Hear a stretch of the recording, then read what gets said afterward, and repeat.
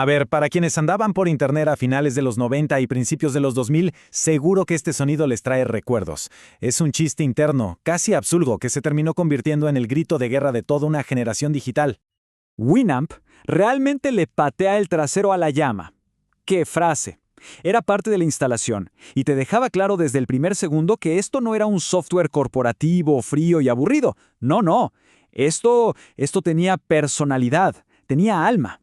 Y esa es la gran pregunta que vamos a desentrañar aquí. ¿Cómo pasó esto? Vamos a meternos de lleno en la historia de cómo Winamp nació de la nada, conquistó el mundo y luego, se desvaneció, dejando una huella que todavía se siente en la cultura de Internet. Y es que todo esto no empieza con un plan de negocios ni en una sala de juntas, para nada. Empieza con la frustración de un solo programador que estaba sencillamente harto del software mediocre de su época. Pensemos un momento en los 90s. Los reproductores de MP3 eran un dolor de cabeza. Lentos, llenos de cosas inútiles, se trababan. Un desastre. Y en medio de todo eso, un joven programador llamado Justin Frankel se plantó y dijo, ¿saben qué? Yo puedo hacer esto mucho mejor. Quería algo simple, algo que solo hiciera una cosa, pero que la hiciera bien. Y esta era su brújula, la filosofía de Nullsoft, la antiempresa que fundó Frankel. En los 90, esta idea de poner el producto primero, de crear para resolver un problema y no para llenarse los bolsillos, era casi un acto de rebeldía. No buscaban ser millonarios, buscaban crear algo genial y, sobre todo, algo libre.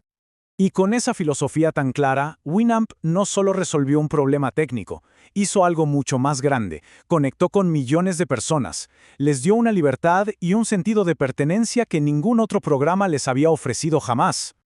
Y para que nos demos una idea de la escala, para el año 2001, Winamp ya tenía más de 60 millones de instalaciones. 60 millones. En el Internet de esa época, esa cifra era una locura.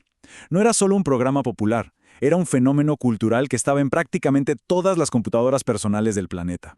¿Y por qué explotó de esa manera? Bueno, el secreto estaba en su alma. Era rapidísimo, incluso en las máquinas más lentas de la época. Era gratis, aunque podías donar $10 si querías. Y lo más importante, era un lienzo en blanco. Podías hacerlo tuyo, personalizarlo hasta el infinito. Y claro, se convirtió en el cómplice perfecto de esa nueva cultura de compartir música. Y aquí es donde la magia se multiplicó.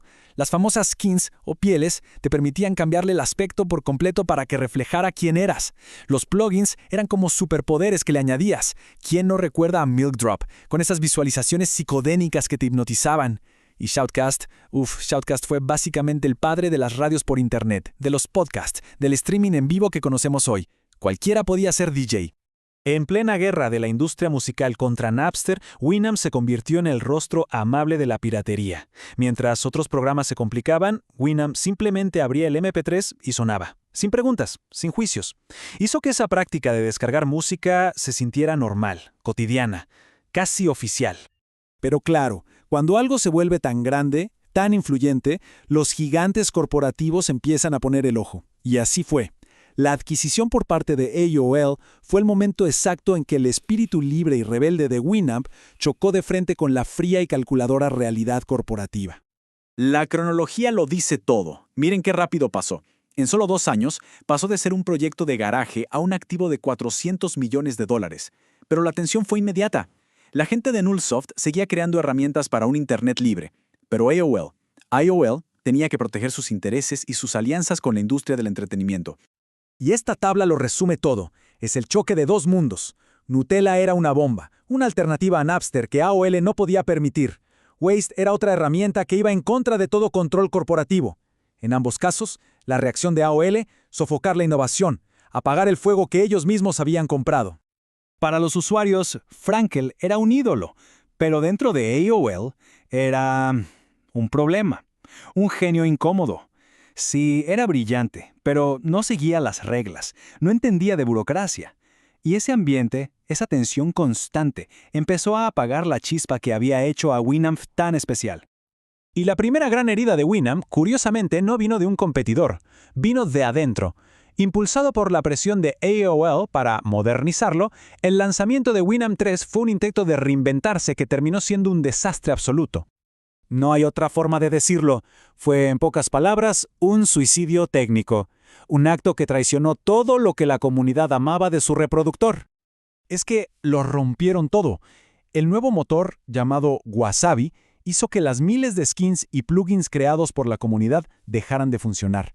De la noche a la mañana, ese reproductor rápido y ligero se volvió pesado, lento y lleno de errores. La gente se sintió traicionada, y con toda la razón. Y aunque después intentaron arreglarlo, lanzando una versión 5 y saltándose el 4 como para borrar el mal recuerdo, ya era tarde. El daño estaba hecho. Esa grieta en la confianza de su comunidad fue la herida mortal que lo dejó vulnerable para lo que venía. Y mientras Winamp se lamía sus propias heridas, el mundo no se detuvo.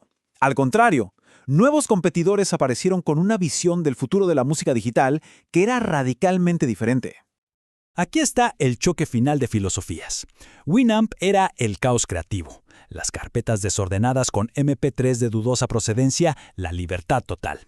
Y del otro lado, Apple, con iTunes y el iPod, ofrecía orden, legalidad y un ecosistema perfectamente cerrado y controlado. La industria musical, por supuesto, corrió a los brazos de Apple. Y el cambio de guardia fue brutal. Primero, el modelo de iTunes de comprar canciones legalmente se impuso. Y después llegó el golpe de gracia, el streaming. Servicios como Spotify hicieron que la idea de acumular miles de archivos MP3 en un disco duro pareciera algo del pasado, algo obsoleto. Hoy, Winamp técnicamente sigue vivo, pero ya no es un jugador relevante. Se ha convertido en otra cosa, en un símbolo cultural, en el fantasma de una leyenda que nos recuerda cómo era Internet antes. Y quizás ese es su legado más importante. Winamp representa esa sensación, esa certeza de que por un breve momento la tecnología se sentía nuestra, una herramienta que se adaptaba a nosotros y no al revés. Un tiempo de caos, de creatividad y de libertad que hoy, en el Internet actual, se siente muy, muy lejano. Y con esto cerramos. En un mundo dominado por los algoritmos, las plataformas cerradas y los ecosistemas controlados, la historia de Winamp nos deja una pregunta en el aire. ¿Podrían hacer algo así hoy? ¿Algo tan libre, tan caótico y tan puesto en manos de la gente? Es una pregunta que la verdad no tiene una respuesta fácil.